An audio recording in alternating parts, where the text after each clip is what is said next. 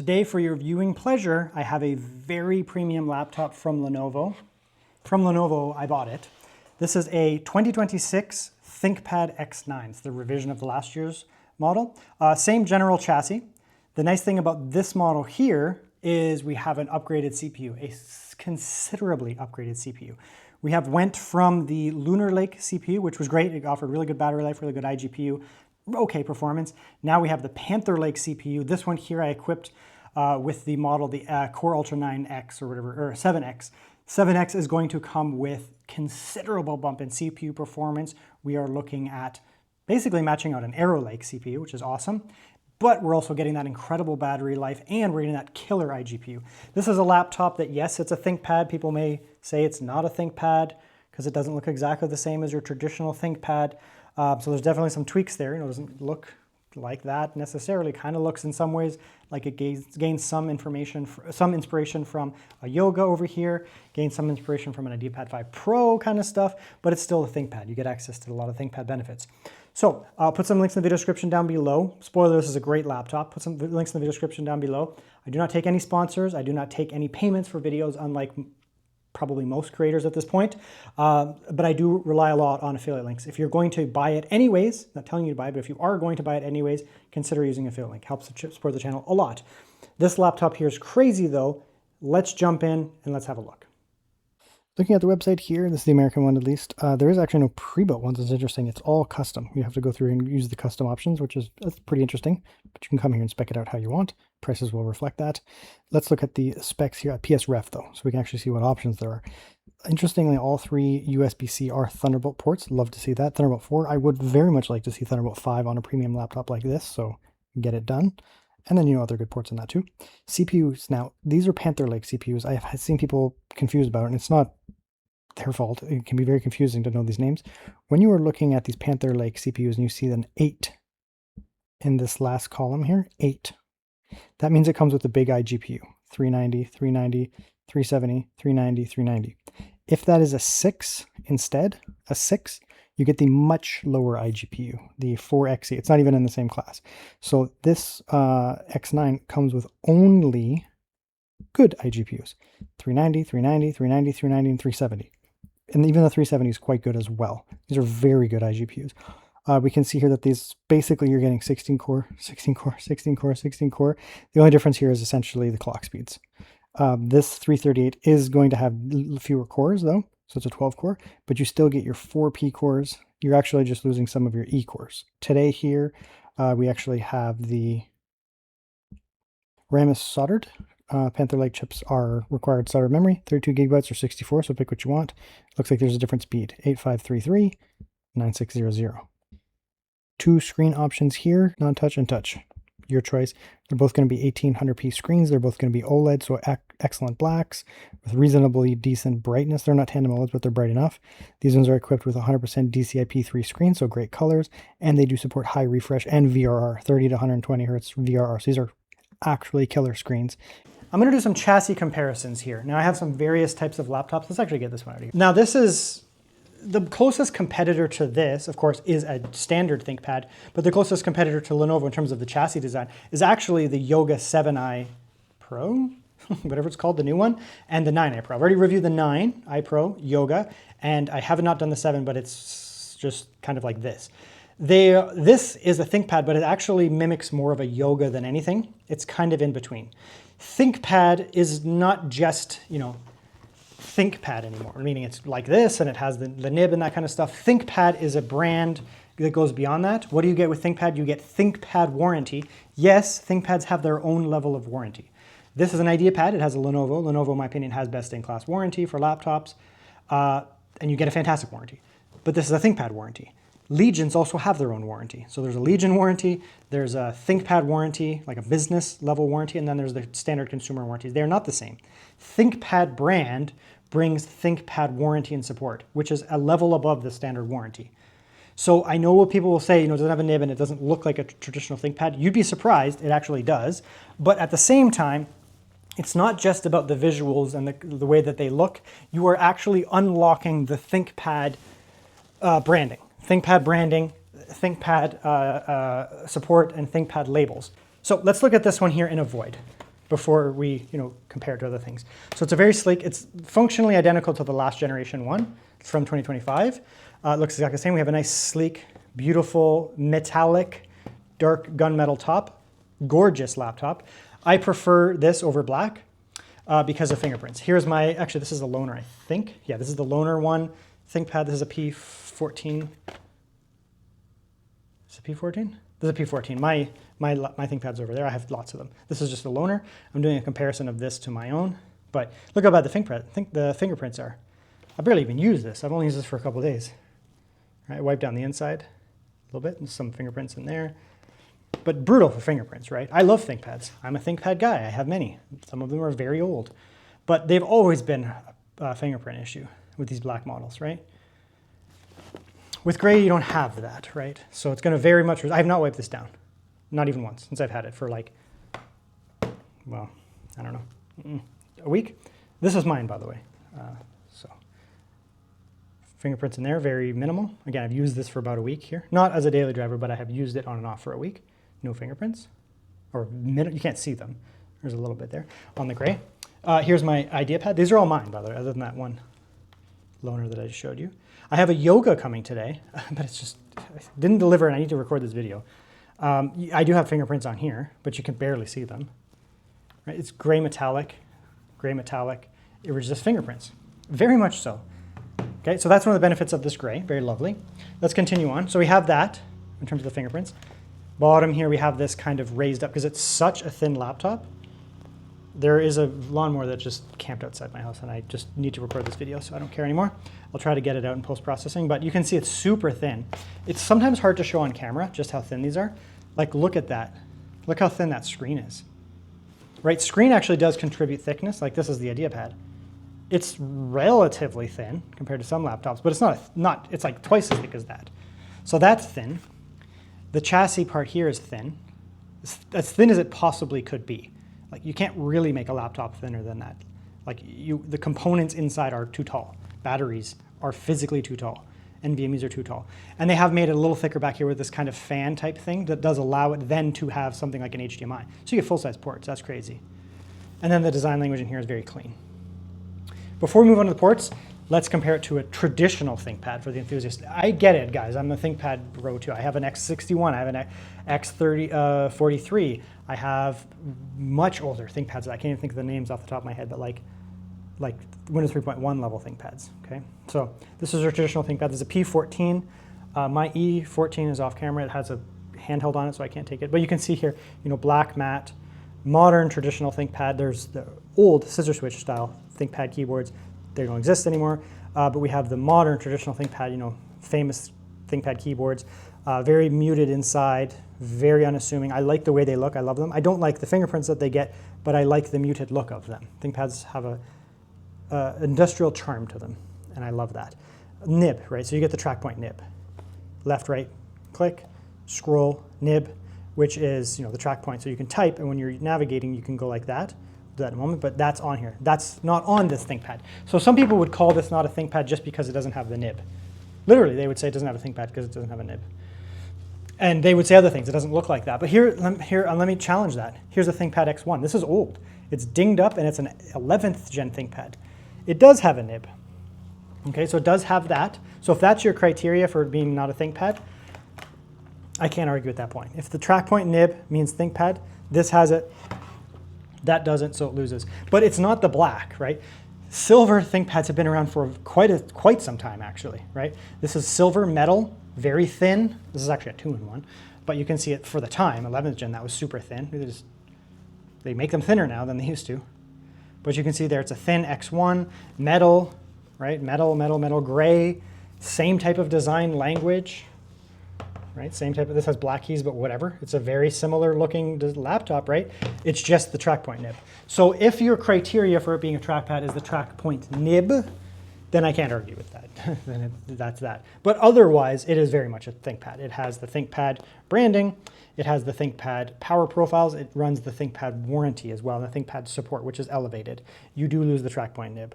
I suspect, while I will use the track point nib, in fact, I have a track point mobile keyboard that I use because I can plug it into a device and I can use the keyboard and the track point to navigate. I do love it. I do still suspect that the average person does not use it. This is the way that it is, right? Trackpads, track points predated trackpads, I think. I don't know if that's actually true, but in terms of widespread use, they predated it, and they were a competitor to the mouse. For people who didn't want a mouse, they wanted that, and they were competing with stuff like the ball things, which were garbage. So TrackPoint just crushed the competition in most ways, right? But now that we have trackpads, I think most people use trackpads. It's the way that it is. You can do gestures and that kind of stuff, right? It is what it is. Anyways, so that's that. Okay, ports on this, obviously, that's another thing that makes this more ThinkPad-y than you might think. Full-size HDMI, 2 USB-C that are Thunderbolt, headphone, and on this side, USB-A, USB-C, and SD card. So despite the fact that this is an incredibly thin laptop, an incredibly thin ThinkPad, in my opinion, one of the things that makes the ThinkPad is versatility and I/O, right? So you get 3 USB-C, you get a USB-A, you get your SD card there, and you even get an HDMI and headphone jack. That screams ThinkPad to me. Some ThinkPads, if you get the really thin ones, you might be losing some of that, like the X1, whatever they were, no, the X13. You might lose some of that, but like here, right? There's no extra ports here. HDMI, 2 USB-C, USB-A headphone, Ethernet. So we lose the we lose the SD card, we gain Ethernet, and we get 1 extra USB port. And a Kensington lock slot, I see, right? So their ports are actually not that different, right? Here's an IdeaPad, IdeaPad Pro. IdeaPad Pro always have good ports too. Power, so it uses, because it's an NVIDIA model, power. HDMI, 2 USB-C headphones. So other than the power there, it's the same. And then you get 1 extra USB. Very similar laptops, right? My Yoga, again, is not up for delivery, so it is what it is. But you can see that there. However, this is by far the most premium of them. Premium in the feels. It is premium in the feels. Hand feel is fantastic. No flex there. Couldn't think of the word there at all. It's an all-metal laptop, right? Metal. You can see that there. Very premium laptop, top lap. Speaker grills there. Some speaker grills there as well. It's just really nice. Big trackpad on this here, big trackpad on the Yoga. One of the things about ThinkPads, the old school ThinkPads, is they typically do not have big trackpads, right? You actually get a very small trackpad. Not that I'm against it, but some of that is made up so that you can get the track point navigation buttons over here. That shrinks down. These typically have a plunging style versus non-plunging style. There you go. Let's continue. Okay, let's get inside the laptop. So it's a ThinkPad, so it's traditionally should be easy to get into. That's one of their things. It just uses a typical Phillips head screwdriver. Yogas tend to use those little star style screwdrivers, Yogas and IdeaPads, whereas the ThinkPads use that. It looks like they do have washer style, and I guess that's good. Prevents them from falling out, which is also very common on ThinkPads now. It's funny how people would call this not a ThinkPad because it doesn't have a track point, but there's so many ThinkPad-like things. And the funny thing about that is that people think that it's not a ThinkPad, so it's bad, and it somehow makes it so that the other ThinkPads are invalid, but they're not. I just bought that other ThinkPad, traditional. You can have more than one option. It doesn't make the original option that you like bad or gone, so long as they don't discontinue it. It just means that there's more options. So getting inside, very, very easy, honestly. That's a thick piece of metal. That is a very thick piece of metal there. Partially adding to the very good structural integrity of this thing. That's nice. A little bit of plastic for some extra structure, but that is a big honkin' chunk of metal, big intakes there. And that's a look inside. Nothing too crazy, but also nothing that I would be complaining about. The speakers, you'll see when we get to the audio section, are very good on this laptop. Very impressive. Clean internals otherwise, big battery, 88 watt hours on a Panther Lake. Is multi-day battery, right? This is multi-day battery because it does have that big battery and Panther Lake. Now, the fans this year are very good. I like these fans. They are fairly low profile, but they're that curved style from Lenovo, which reduces noise and turbulence. It reduces irritating sounds such as woo, woo, woo, or that sound is a really big one for me. Reasonable diameter and reasonable size and curvature to reduce that irritatingness. So it's not going to bother me at all. So that's fantastic. 1 heat pipe, but this is going to be slightly limited in terms of wattages, 35 watt offering, 40 watt offering or so, with dual fans and big heat pipe it runs cool as a result. You don't necessarily need more cooling for something like this. Soldered Wi-Fi, so you cannot upgrade that, but you can upgrade the SSD. So we do have union memory. I mean, they're doing what they can do at this point. 2280 size NVMe there. Single-sided safe, not dual-sided safe. I don't even test it. I can just see it. You will not be able to get a dual-sided NVMe in here. That actual NVMe slot's too low. But otherwise, it's fine, right? You're getting big battery, single NVMe, but 2280, massive speakers, good cooling solution. It looks fine. There's not really much else you could do here. These Panther Lake chips don't use sodium anyways, so there's no concern there. So it looks good. Okay, now we'll do a little typing test. Just open this back up here. Reason I'm going to bring all these in is I'm going to compare a little bit to the differences here.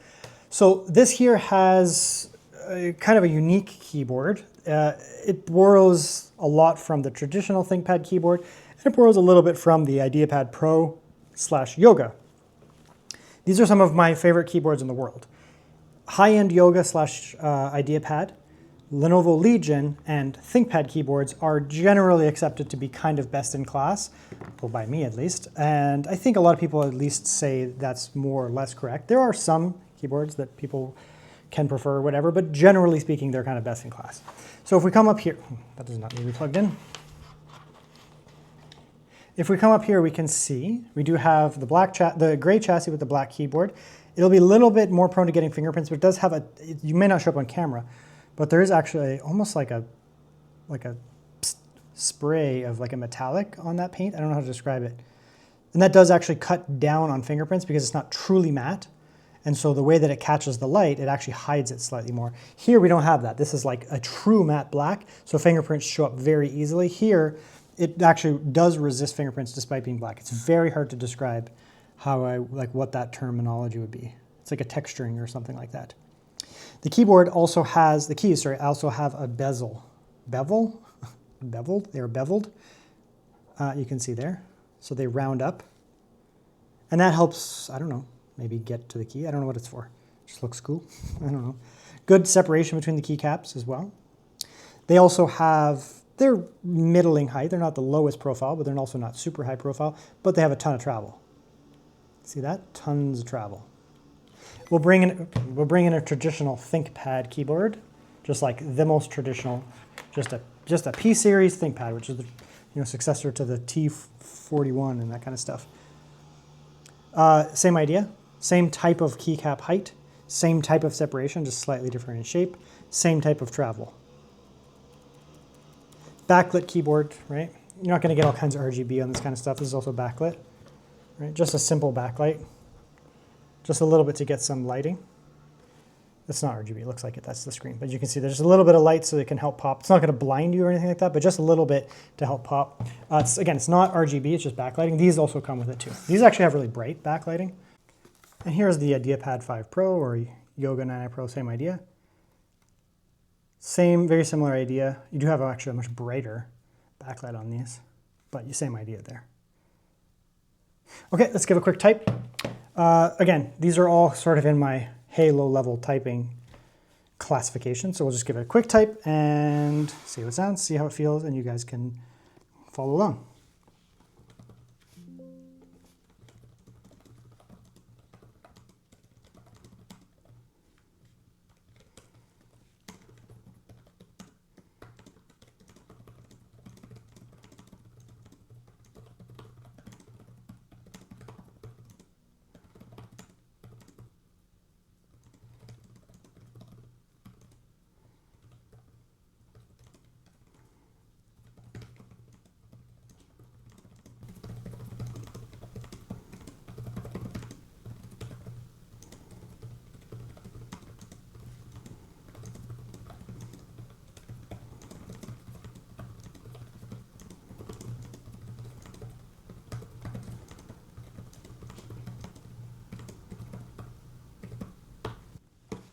Ten out of 10.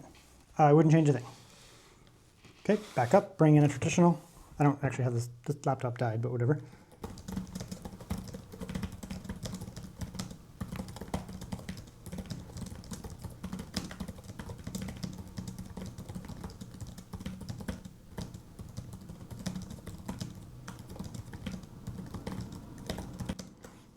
Same thing. They don't feel exactly the same, very close. Like, I don't know, they would be close enough that most people would be like, whatever, it's the same keyboard. They don't feel exactly the same, a little bit different. I don't prefer one or the other. I might actually prefer this. I'm just probably more used to this because I've been using this keyboard on and off for many years. And then we'll come in here with my ThinkPad 5 Pro. My Yoga actually just showed up, but it's not turned on, it's not set up or anything like that, so there's no point using that. But we can see here, this is your traditional ThinkPad Pro or Yoga Pro type experience.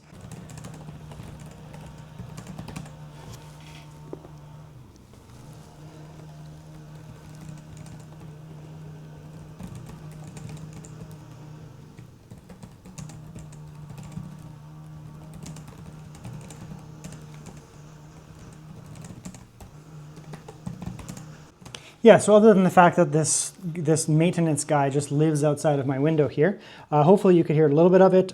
They all sound kind of the same. They have a nice kind of soft tone. You can hear them being snappy and they sound nice, but they're generally soft. I don't find any of them more accurate or more preferred than the other. They all kind of feel very similar. The ThinkPad has the same shape keys and everything as the traditional ThinkPad. They have around the same snappiness. I prefer this, doesn't have fingerprints, doesn't really matter. This one here is very similar, maybe slightly preferred. I would be slightly more comfortable with these over here because I'm more used to them. But these are so close that it didn't make a difference for me to type on. So like I came on here, I was like, this feels weird. Yeah, no, they all feel the same. They're all 10 out of 10. So pick your poison. They're all 10 out of 10s. Here, of course, we have no numpad. Here we have no numpad. The ThinkPad 5 Pro 2026 has a ThinkPad. The Yoga that used to have this type of chassis is now switched over to be like this, so we've lost it. Now, the difference here with losing the trackpad, with losing the numpad, is the trackpad becomes centered. Centered here, and it's off-centered here. So over here, the trackpad is actually centered to the keyboard, right? So it is centered, see that? But centered to the keyboard. Typing area. When you include the numpad in the keyboard, then of course it's off, which means the whole laptop is slightly off. It's very big, so even when you're in the center of the device, it is off. But typically when I use these, my whole typing experience is over here rather than here, right? Because there's a numpad over here. So I have to be over here when I'm typing, and then I use that. It doesn't affect me at all. I think it's a very overblown issue with some people, but I can see that it might take a little time to get used to because you're shifting over rather than dead center.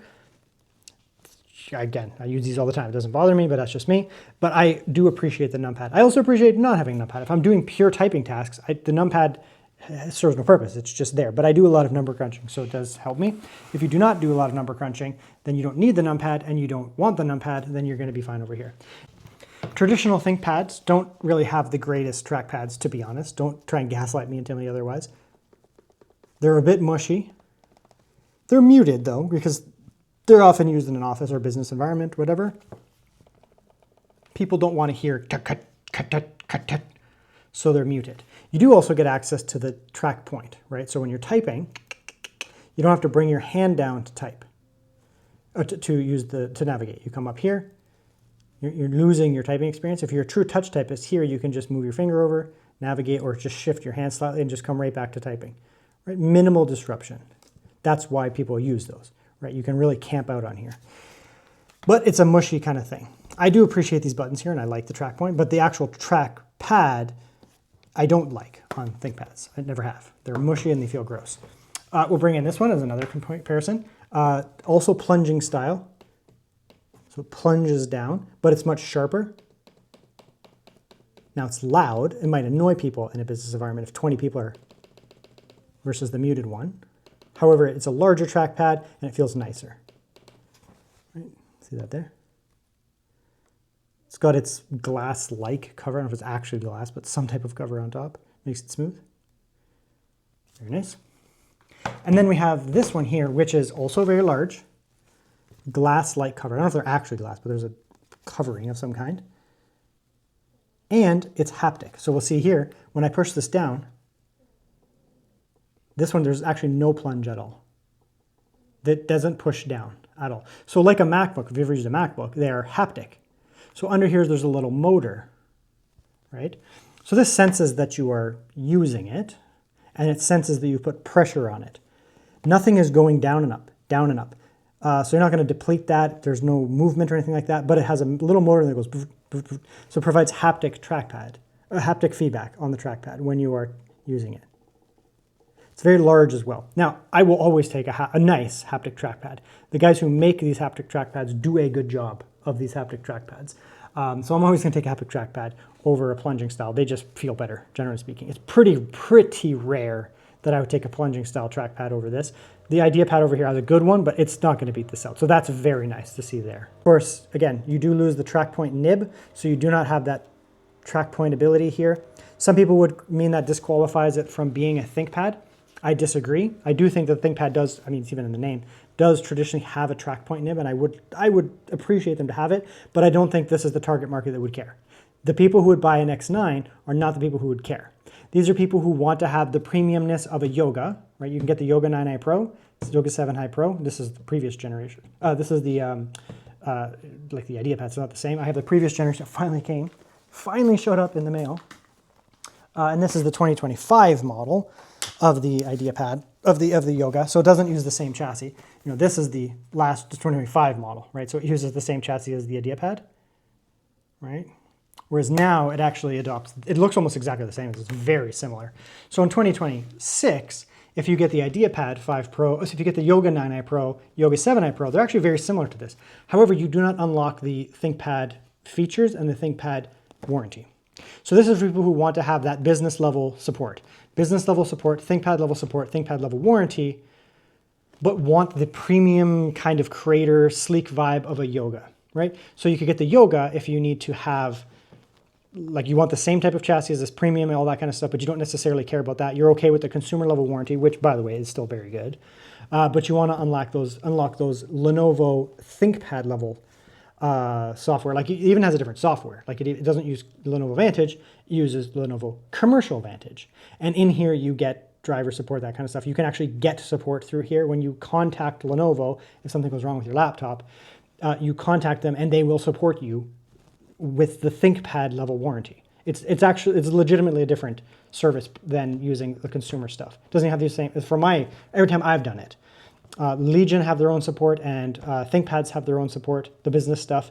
And then when you get into yogas and that kind of stuff, which is still good, support is just not the same. It's a different queue. It's more of a generalist queue.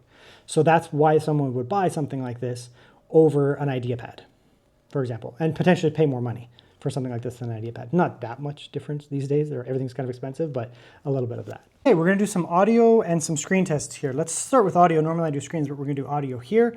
I mean, this is a ThinkPad. ThinkPads don't often have the best audio, but this one has good audio. So we'll just give it a quick test here. Different volumes, kind of see how it sounds. Test out the bass specifically. Let's go.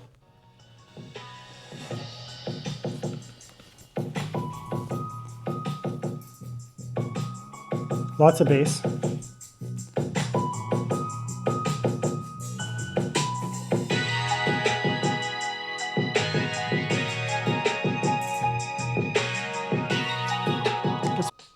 So same bass heavy area.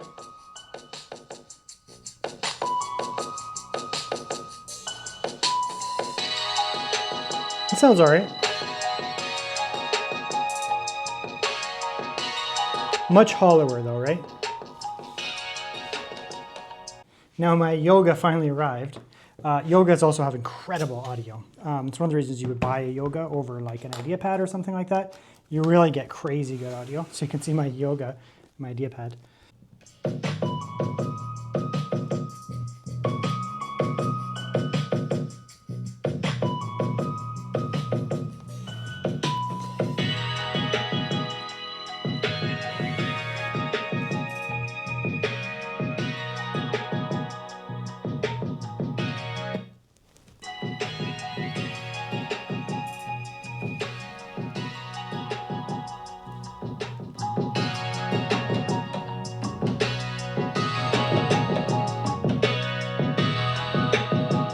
Yeah, so the Yoga is superior in terms of audio, for sure, but they're pretty close. These ThinkPads, these X series ThinkPads are meant to be super premium, and they trade blows with Lenovo's best. Lenovo's best in terms of audio is always going to be the Yoga 9i Pro. That is where they put their best audio, and this is very close, very close. I'm going to bring in a couple laptops, actually. Well, I'll bring in all three of these very premium ones. The ThinkPad, you know, there's so many different of the traditional, like old school ThinkPad, but this one doesn't have, a high level screen, so I can't really, it's not fair to bring it in. But these three are all going to be nice screens. So over here we have the IdeaPad. This has a traditional 1800p OLED, so 1800p OLED, 120 hertz refresh. It's an awesome screen. Very glossy, as you can see me reflected in there, but you're gonna get the OLED blacks, high refresh, very high color space. Traditional OLED.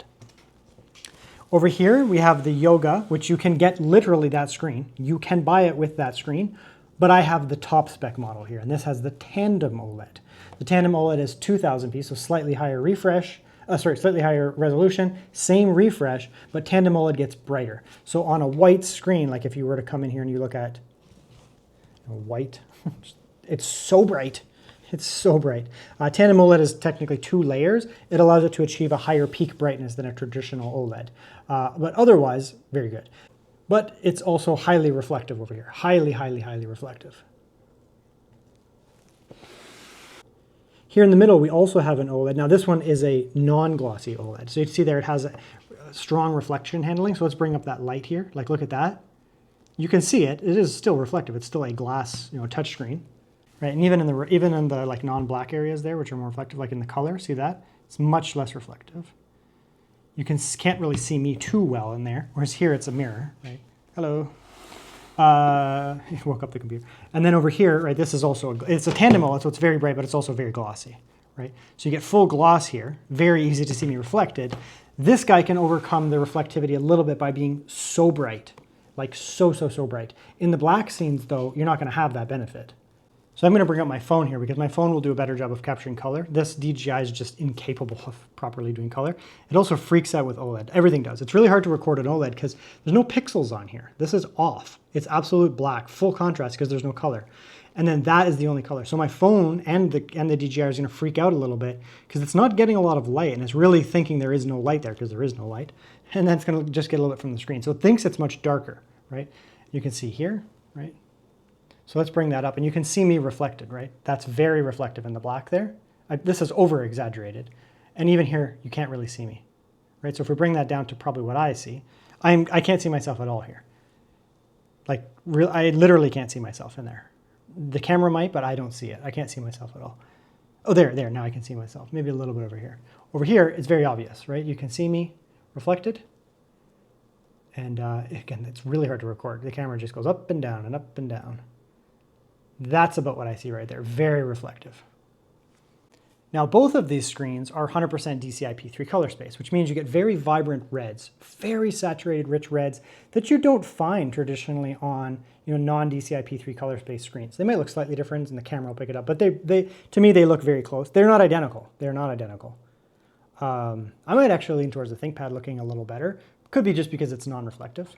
But you get 100% DCI-P3 color space, very, very, very vivid, bright screens regardless. Of course, they're both OLED, so they both have absolute blacks. This is a brighter screen than that though, because it's a tandem OLED, traditional OLED. But anti-gloss or reflective handling, no reflective handling. And they are both touchscreens, so you still get the touchscreen aspect, but they are going to be similar and dissimilar as well. So now here, these look very similar to one another. Functionally, they look identical. The camera might pick them up as different, but functionally, to me, they look the same. There's a lot of bright colors here. There's no like complete black areas. So the reflection handling on the right doesn't really benefit over the left one. If this was a traditional OLED, even though it was not a full black thing, you might actually see me reflected, like on the IdeaPad, but this is a tandem OLED, so it's brighter. This is a brighter screen than that, though. I can visibly, while looking at it, it looks brighter to me. It has a higher peak. I don't even need to measure to see it. This is still bright, like this is still a bright screen, right? There's no problems there. This is still a very bright screen, but this is like peak brightness, even in SDR, no HDR, significantly brighter. Now, I mean, look at how effing nice that looks, right? Gorgeous screen. Of course, same. A little bit brighter over here, but you don't need as much brightness here. To be honest, you do not need as much brightness here because it is anti-reflective. In an outdoor scenario, yes, it will still be harder to see because it's just not as bright and your eyes can't pick up this versus the background lighting. But it's also significantly less reflective. So if there is some light on it, it's not going to bother you. Whereas here, it will overcome its reflectivity, generally speaking, by being super bright. Outdoors, that's great, but you can still get pretty bad reflections. Here, we just don't have that. right? But regardless, they are both killer screens. Look at that color. Beautiful, vibrant and crisp. So it's a 10 out of 10. This is a true 10 out of 10 screen. I mean, the only way to make it better would be to make it a tandem OLED and make it brighter, I guess, but I don't even know how much that would cost. I don't even know if that's possible. I don't know if that tech exists right now with the anti-reflective kind of stuff, and it would cost so much, right? It would cost so much money. You have touchscreen, and here's the thing. Touchscreens can be prone to a screen door effect, where the screen has that touchscreen layer and you can see it. You can actually see a hatching effect. We have none of that here. We actually have none of that on any of these laptops. None of these laptops have screen door effect, which a lot of brands have issues with that. No matter what they do, you get horrible screen door effect, and I cannot use a laptop with screen door effect. I'm sorry, I can't. And I take major points off for it. It really kills the vibe for me. Seeing like a hatching effect on coherent colors, it drives me crazy. Some people don't seem to care as much as I do. Maybe they look at, like moving imagery a lot, but for me, I can't stand screen door effect. It drives me insane, and I will not daily drive a laptop with screen door effect. We're gonna look at some battery, we're gonna do it live. The cool thing is these are actually really similar laptops, all of them. 1800p, we can do like high refresh or low, but we'll put it on 60. So 1800p OLED screen, so that's cool. 1800p OLED screen, let's make sure it's in the same refresh, 60, very good. And 1800p OLED screen. How rare is it for me to have all the same stuff at the same time? The only problem with this one is it doesn't let me necessarily go down to 120, right? So technically with this one here, we could do it at 60 or 120, just kind of see how it goes. It's just weird. It just doesn't let me do 120, I don't know why. Do 60, so it's just kind of locked down, which is dumb. We can kind of test it and see, how do they perform on battery compared to each other. Again, we are limited by the fact that the Acer cannot do, let's get that out of there, cannot do 60 hertz, which is kind of dumb. That's fine. We can also test all of them at 120 hertz if we wanted. So again, we're at full brightness on all of them. We're at really the same settings on all of them. Between these two are going to be 160 hertz. This is 120 hertz. There's just nothing to do about that. And we'll just see how they sip battery, and then we will kick them up to 120 due to comparison. So we'll start with these two here, kind of just to see where we're at here. So the chips themselves, there will be slight differences between battery usage based on things like the screen and other components, what type of SSD in here. If you put in, Samsung 990 Pro, it'll use more watts than a more efficient CPU. Like these kind of things actually, more efficient NVMe, these things actually do matter, right? There are a lot of components here that burn power more than the CPU would burn power. It's just the way that it is. So yeah, we can see here, they'll bounce around a little bit, but when these things are truly idle, like nothing's happening, they'll idle around 0.5, they'll idle the same. So around 0.5-ish watts, which is nothing. That's half a watt. When the system is doing something, it might go up, like background processes, which Windows is always doing. That's why it doesn't have the best battery. It's still only jumping up to like 0.8, maybe 1 at most. So generally speaking, you're going to be under a watt on these CPUs, right? These Panther-like CPUs, pretty much any Panther-like CPU, doesn't matter which one you get, they'll all be under a watt. They're super efficient chips. They're super efficient chips. That means, all of the power, that's like 5 days of battery. It's not using power almost at that point. It's like trickle dripping. Where the power is actually going in these laptops is all the internal components in this, mainly the screen, to be honest, but all the other components. Having a nice black background with an OLED helps because those pixels are now off, but the screen is still drawing power. So, we're not actually using that many watts as a system, but that's what the CPU is using. Basically nothing, we'll put it that way. Now we'll come over here and we'll look at the Arrow Lake. The Arrow Lake is much higher, right? It's much higher. It's still reasonable, right? I never complained about Arrow Lake battery life. In fact, I praised it because we were coming from previous gen Intel that was so bad, 13th gen, 14th gen. Like you could tune it to become efficient, but you were never actually efficient. You were never actually efficient on those CPUs. You were, no matter what you did, you were, using 50 to 20 watts, right? You were burning power. And here we're not like that anymore. Arrow Lake was always much better, a very pretty improvement. It was not, again, these are not the same family of CPU. Panther Lake and Lunar Lake are the same. Arrow Lake doesn't have a successor yet. So this thing is competing with the best in-class battery life. This one here has always been kind of mid-range, but it's still very good, right? So if you get yourself an Arrow Lake chip, yeah, you are going to be using much more watts. It's actually way higher watts. It's like 8 times the watts on the CPU. When we're idle, doing nothing, it's using 8 times the watts. It just is incapable of idling down like Panther Lake is, which is idling under 1 watt on this system and 0.5 on the other one. Here we're sitting at 4 point something. Now, of course, that does translate to battery. This is a little tough because the refresh here is 120 hertz. So it's a higher, but it's still good battery, right? Arrow Lake is still good battery. We're under 10 watts. If I was able to get the screen down and refresh, I mean, we're looking at 6.5, 7 watts. And this is very standard for me. I've tested Arrow Lake laptops now for a year, right? Typically you're idling down around 5, 6 watts. Again, this is 120 hertz refresh, which probably adds a watt or two. So it's not bad. But even so, we're looking at 8 hours, right? I've never had issues with battery life on this laptop, even with that issue, because it's Arrow Lake. Arrow Lake is efficient. Coming back over here, though, where's the battery? No, I can't find it. There it is. It's going to be much lower, right? So you subtract the CPU off of that, right? And all of a sudden now we're even, 2 or 3 watts even lower than that.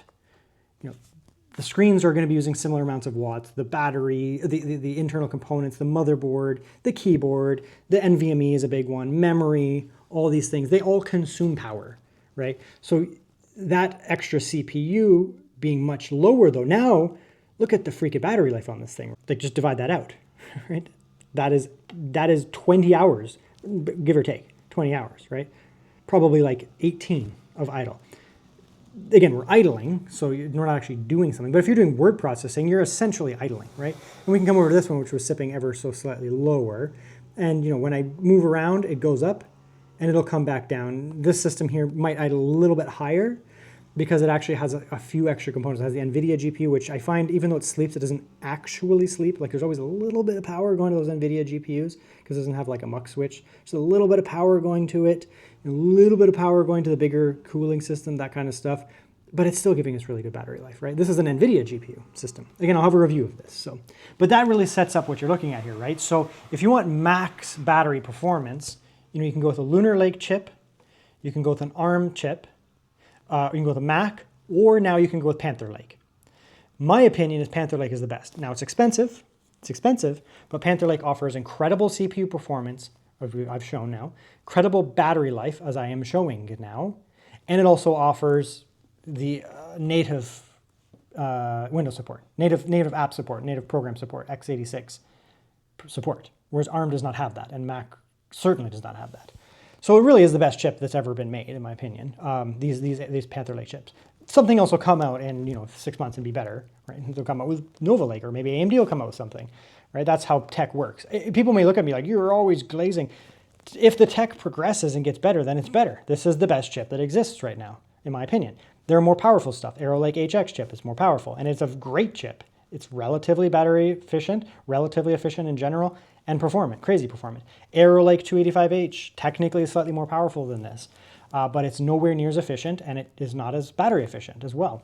Panther Lake chips, you now have the option of integrated graphics that are not great, but keep the cost down, and if you don't need them, then who cares? Either you have an dedicated graphics like NVIDIA, or you have something else, and you're going to be sipping power, or you can go with the sweet spot, the X7 Panther Lake here, where you're going to be also getting really good battery life with those other benefits. Webcam time, it's fine. It's not going to be the best webcam in the world, like a professional, actual webcam, like a 4K 60 webcam that costs $500 or $400 or whatever. But it's a good enough webcam, especially for a laptop, thin and light laptop. It does just fine. Not overexposing me, not underexposing me. Resolution looks okay, picking up enough detail, and it'll get the job done. So even if you have meetings, that kind of stuff, it'll be fine. We'll see how the mic sounds, I don't know yet, but overall, looks just fine. I did not. So we'll grab a file off of this little USB here, and you'll just see, generally speaking, how quick this thing is. So we'll come in here, we'll go to this. Panther Lake, I've been actually migrating quite a bit towards using iGPUs for video editing, because you get all the benefits of the iGPU efficiency, all that kind of stuff. And you don't have to worry about NVIDIA, potentially waking up, all that kind of stuff. And yeah, NVIDIA GPUs are still technically probably a little bit faster than an iGPU, but these are such powerful iGPUs, and Intel is so good at video export. Intel QuickSync is very good, very, very good, that you kind of don't need it, right? You kind of don't need it. So we'll come over here and we'll grab, this is a pretty big video. So this is a 26-minute 4K video, right? 4K 60 video. Uncompressed, just raw footage. And we're able to, let's turn it down, it's gonna be super loud. We're able to play it right away, right? It's not going to be like max scrub speed, but you're playing it right away. 4K, 25, 26-minute video, 4K 60, and we're in here and we're playing it, right? We're not even in performance mode. We were in silent mode, so we were peaking at 15 watts, right? Even in 15 watts, it was super snappy, right? As soon as I threw it in performance mode, it processed that audio instantly. So, you know, I would edit in performance mode where possible, but you really don't have to. You can see even in silent mode using, like, what was that, 15 watt peak, I think it was, we were allowed, maybe 18, I think it was, something like that. It's such a powerful CPU. Like, you're getting Lunar Lake performance on silent mode. So you come in here and you go, you know, HEVC, 4K 60, and, you know, you do an export here. You get access to Intel QuickSync video. So I'll just throw the desktop, it doesn't matter. And the bitrate doesn't really matter. I'll turn it up a little bit here. Pretty good bitrate. That's what I encode my videos at. I don't do 8K videos. I don't care. It's fine. And then we encode it, and it's going to be quick because, again, it's an iGPU, so it's not going to beat out, you know, an RTX 5090 or a desktop processor, desktop GPU or something like that. But it's going to be really fast, right? So a 5-minute video is not going to take 5 minutes to export. The average YouTube video is what, 8 minutes to 18 minutes, in that range? If that, I think it's 8 to 13 minutes is the average YouTube video range these days. So you say 10 minutes, right? It's going to take you 6 or 7 minutes to render a video. It's nothing. It's nothing, right? We're looking at, between this here, we're probably looking at approximately 3 or 4 minutes to render this video here. So it's really nothing, to be honest. Performance in things like Cinebench and the like, so heavy CPU compute.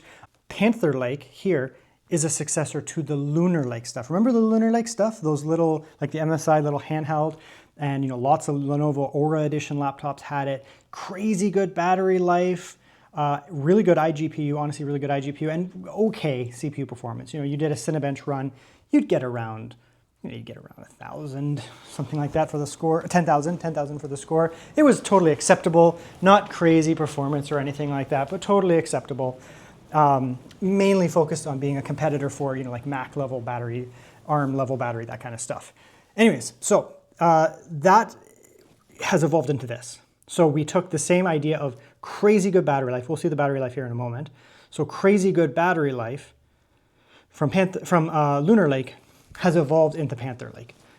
Same type of battery life, very, very similar battery life, and they have also massively increased the CPU performance. So we'll just show you a couple things here. So this laptop over here, again, it's not a Lenovo, but it's just whatever, it's fine, doesn't matter, is basically going to give us what the 285H can do. I think it's slightly wattage limited, but it's a thin and light, right? It's a thin and light like this here, so it's a good comparison here. So let's run it. Now, the interesting thing here is when we run power modes here in ThinkPads in general, it integrates into the Windows power mode settings, and yes, it actually works. So when you come in here and you go with you know, best performance here, it actually increases the watts. When you go down to balance and power efficiency, it will decrease the watts. They will run quieter and cooler. On other laptops, the Acer over here does not do that. It has its own program. And in other Lenovo laptops, Yogas, IdeaPads, and Legions, for example, you do the function queue thing, right? Battery, performance, balanced. It means it's the same thing. Battery, balanced, performance. So we can see here right away, the watts, the thermals are not bad. The fans have not kicked in yet. It is 100% silent. The only thing you can hear is my appliance across the room. Fans are still not running, or they might be, but I can't hear them. Starting to get warm. It's going to let itself get a little warm before it does anything. Now the watts here are pretty high, right? 35 is the sustain. The 45 was the peak there. I guess 48 technically. And the sustained here is obviously lower. Might still jump around a little bit, but yeah, it is actually jumping up and down a lot. Okay, now the fan is on. It's very quiet though. The previous generation of this laptop, I'll just stop you. The previous generation of this laptop, my only critique was the fans were annoying, and I'm not seeing that here.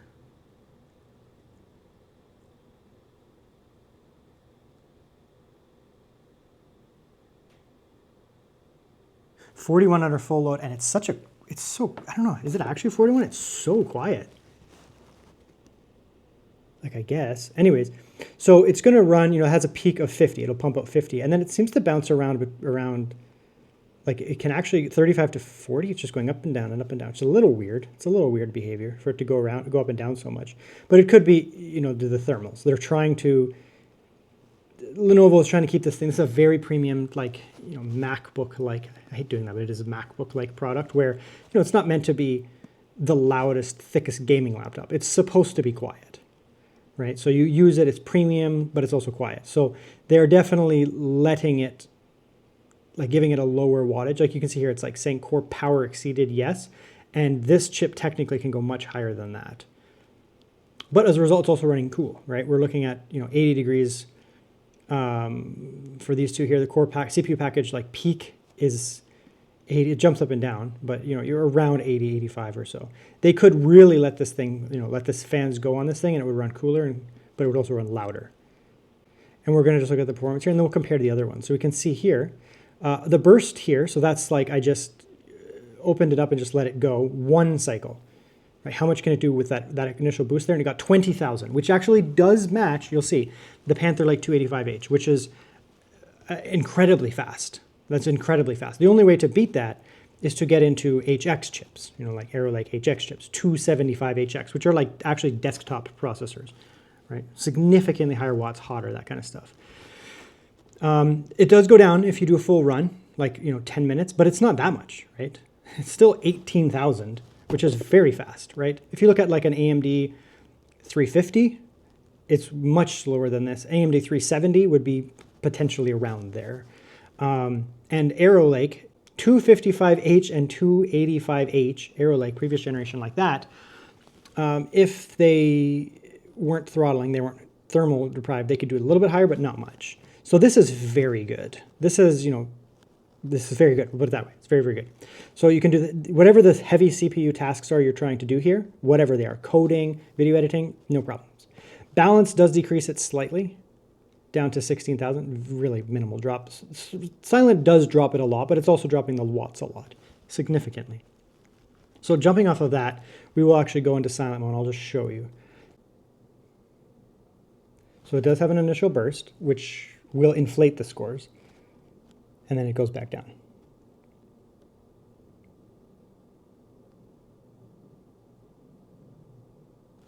Let's actually reset this. It does bounce around a lot, which is a little weird, but yeah. It's not affecting performance. It's just, it could just be also the sensor readings. Yeah, so that's what I was checking like yesterday or the day before whenever I did this. It's around 15 to 20 watts, like in that range. So obviously a lot lower watts than the peak, which was, 35, even up to 40, 45 or so. But, even at a very low watt of, 18-ish, something like that, I'll just say around there, you're still going to get a score of 10,000, which is what Lunar Lake, the previous generation, could get max. Because it's science time, now let's come over here and we'll look at this chip here. So this is basically the same chip, but without the big iGPU. So it's a 16-core CPU over here, and this one on the right on the ThinkPad is a 16-core CPU. So the raw, like all things in here, if you don't need RTX for RTX type workflows, like maybe, I don't know, whatever workflow you do that benefits from RTX, you kind of don't need it. To be honest, the ThinkPad can do it. Things like video editing, yeah, Intel is very fast with the video editing, by the way, just so you know. Anyways, so you can see here, right, we're dumping a lot of watts in here, it's getting hot. This is higher watts, right? It's not because this chip can accept higher watts. That's not true at all. It's because this laptop is designed to have higher watts, right? So this one dumped in 66 watts and is sitting at 58. So it is much higher watts than the ThinkPad over there. Because this is a creator laptop that has dual fan, dual heat pipe for RTX and Intel at the same time. So it's designed to have way more power overall, right? Which is fine. The ThinkPad would really struggle to handle this. That being said, this is also much louder because it's using more watts. See?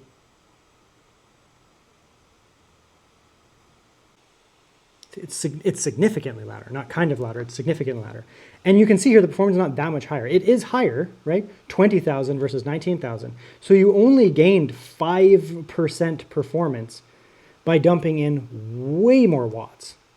That's the thing about Panther Lake chips. Panther Lake chips are designed to be efficient. Okay.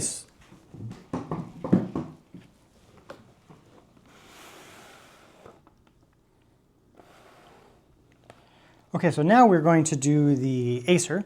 The Acer, because my Yoga is just never going to be delivered, we're going to use this. And that's fine. That's okay.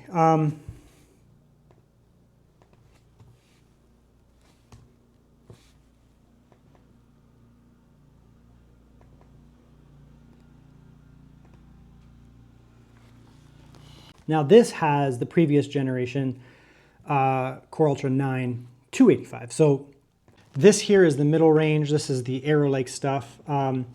So previous generation, this will give you very similar CPU performance to this over here, right? Because these are not successors to one another. This is not a successor to this. This is meant to be a mid-range, mid-power thing. This is meant to be an efficient thing.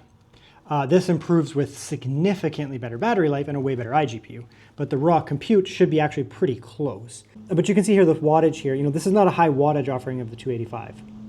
It's actually a very low wattage offering of the 285. And I wanted to bring this one in to do a comparison because, you know, this thing is not a full wattage of that, but it's reasonable. This thing is actually running at slightly higher watts than that over there. You can see here, right? It's going from 40 all the way up to 60, even 50, 60, something like that. So it's actually running at higher watts. But you can see here, the performance is actually not better. In fact, it's actually slightly worse, right? Because this is a less efficient chip.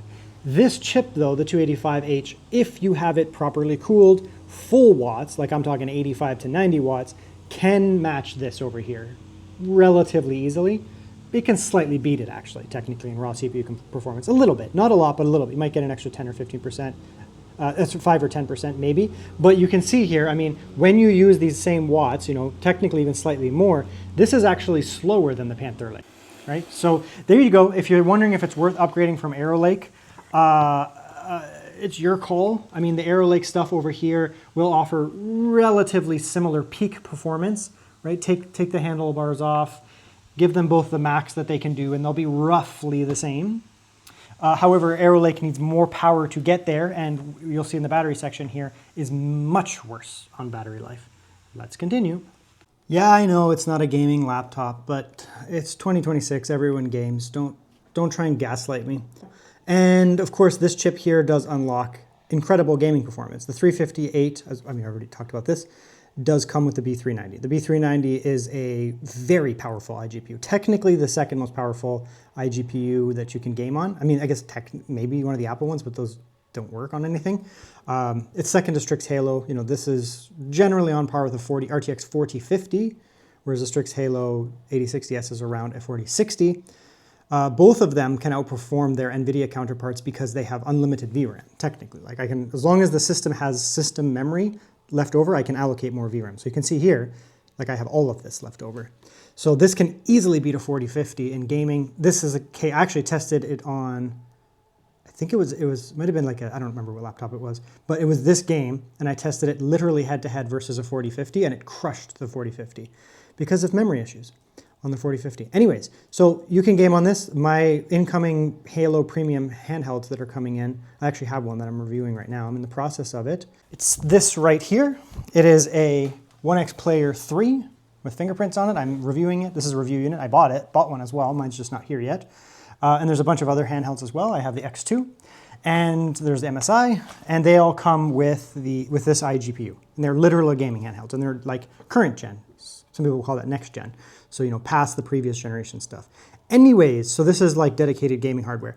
Yeah, it's not going to beat out, you know, a 5070 laptop, but it doesn't need to. So we'll go graphics normal, 1200p. I mean, we can try the native. It's way too much. 1800p is actually too much. I mean, that's above 1440p. You're starting to approach 4K at that point. Not quite, but you're getting there. So what we can do here is we can normal, and we can then put on some scaling. Now, this game does not have XeSS. XeSS is an incredible technology that is much better than FSR 3.1. It will look better, it will perform better. We will test XeSS quickly after this, but I just want to show you a worst case scenario. This is a very CPU heavy game, a very GPU heavy game, very demanding area of the game, and we don't even have XeSS. And we will see what we can get here, and just kind of a proof of concept. You know, throw the worst games at this thing, and if it can run that, then it can run anything really. So as you can see here, right, you're getting a 35 or 38 FPS experience here. Again, this is normal with some scaling. It's also 1800p. I'll turn it down in a couple seconds. But even native resolution here, so if you have a native resolution screen, yeah, you'll need scaling, but you can, come in here and you can use things like scaling to allow it to work on the native resolution screen. If you are playing anything that is not a brand new 2026 super demanding title, that kind of stuff, you can probably get 60 to unlimited FPS depending on how old the game is, right? Most games are not this hard to run, we'll put it that way. So you can see that. The other thing we can do is just lower the resolution. So it's 1200p. If it's a game that you can run with 1800p and just use scaling, I would do that. Especially any game that's not like a brand new 2026 super demanding title. Really anything 2024 or below will run very fast on this thing. So, right, like you can come up, we don't really need scaling to be honest, at 1200p. So this will be 1200p native, right? And you can see that there. Now it's running quite well again, right?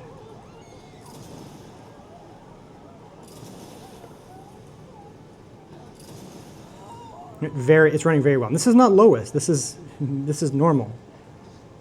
Okay, now Hogwarts Legacy is awesome because it has XeSS. XeSS looks amazing and it performs even better on Intel hardware. This is a very high resolution screen, 1800p. So we can actually crank this. I mean, we could crank it way up. See, even with that performance, we're only rendering at 900p, which is only a little below 1080p. And the algorithm that works for XeSS is quite effective. So what I'm getting at here is that this is going to run well. Maybe not on ultra. Let's just try medium. We are going to use upscaling that to get it up from 900p up to 1800p. Otherwise, you could just lower the screen resolution. But if you use the scaling algorithms like XeSS, you're going to be seeing an 1800p image, meaning it's very crisp and refined. However, the scaling allows you to not actually need to produce an 1800p image internally. And you can see here, I mean, we're getting very close to 60 with an 1800p output with scaling. But it doesn't matter. This is an iGPU. We're getting 60 FPS in Hogsmeade on medium, not low. You could turn it up as well. It doesn't actually make a huge difference. I'll show you that in a moment as well. It looks incredible because we're getting an 1800p image. And here's the thing. If this was FSR 3.1 or something like that, or even lower, you'd get horrible line-like instability here. So these lines here would be all shaky. That's a touchscreen, I forgot. These lines here would be all shaky and wobbly. You'd get shimmer in grass, like foliage. We have none of that. It looks incredible, right? Everything looks incredible. Everything looks stable. No fuzzy Vaseline, nothing. So you can actually do a lot of 1800p gaming on this laptop. I mean, honestly, look at the games that exist in the world. 99% of the games that exist in the world you can run at 1800p. Many of them at 150 FPS or something crazy. Modern titles, AAA titles, demanding titles, yeah, you're going to have to use scaling and that kind of stuff, and you're going to be shooting for 60 type stuff. But yeah, this is 1800p, right, with scaling. And again, I could just put it to 1200p and just do it native, which would give you around the same performance. So yeah, you're going to be looking at 60 FPS gameplay in a lot of games, most games, 60%, 60 FPS or above, at around 1200p. We already know what this chip can do. I'm not presenting new information. It might be a little new because I have been messing with these chips now for a couple months and other people have not. But generally speaking, that's how it works. These are 1080p or 1200p, 60 FPS GPUs. That's how good they are, basically. So you can do some other stuff here. You can turn everything down to low, and then you can turn a couple things up to high, such as textures and, where did that foliage go? Did I do it? Textures and foliage, yeah, up to high. So it's low, high mix. You're going to be looking at the textures and at the foliage, like the plants and the textures in front of you, and then everything else goes down low. And I typically find that this means that the game looks better, like it looks visually better. You do lose a few frames, but it makes up for it by turning a lot of stuff down to low. So it just looks better, generally speaking, and it performs about the same. But again, these lines are all stable. Everything's stable. You can use lots of scaling. You could turn it off if you wanted, turn it down if you wanted, or you could just do like 1200p native. It's very capable of doing 1200p native at 60 pretty much every game. And then, if you want to use the native screen, 1800p, which is very high, to be fair, you just play some scaling. So there you go. I mean, it's so much of a gaming laptop that there's tons of gaming handhelds not coming out with it. I don't actually classify it as a gaming laptop. Obviously, gaming laptops focus on performance and thermals over everything. This is very much on the complete opposite side of the spectrum, where it's not even like a hybrid laptop. It's a straight up creator professional style laptop. However, these Intel Panther Lake chips, so long as you get the X7 or X9 with the B390, are all gaming, not gaming capable, that's not the right way of saying it. They are straight up gaming ready. We'll put it that way, gaming ready, right? This is equaling the performance of a 4050 or a 3060, something like that. Very good, very, very good. So let's talk about the negatives. I'm not the person who's gonna harp on pricing because pricing is bad right now. Everything is super expensive. It's not Lenovo's fault. It's not my fault. It's not your fault. Unless you're a big AI bro, then it probably is your fault. It is the fault of Micron, Samsung, and SK Hynix, NVIDIA, probably, I guess, anyone who's supporting that, OpenAI, all that kind of stuff. The prices are crazy high because everything's about AI. It is what it is. This is a premium laptop that was even expensive last year relative to other laptops because it has the ThinkPad branding and it's their most premium ThinkPad, for sure. It always was a little bit more expensive. Of course, it's going to be pricey this year because we're getting into now the Panther Lake chip, which is brand new. That being said, it's not like absurdly expensive. I bought this myself from Lenovo. I believe I paid about 2,000 American, something like that. It was like 2,600 Canadian, 2,800, can't remember. Around 2,000-ish American. It can be a little more, it can be a little less, depending on sale. So that's, in this market, not bad. It is what it is. If you think that's a good price or bad price, that's your decision. Now, what I can tell you is it is wild premium for that price, wild premium. So negatives are the price, but that everything's expensive, so it's not really a negative.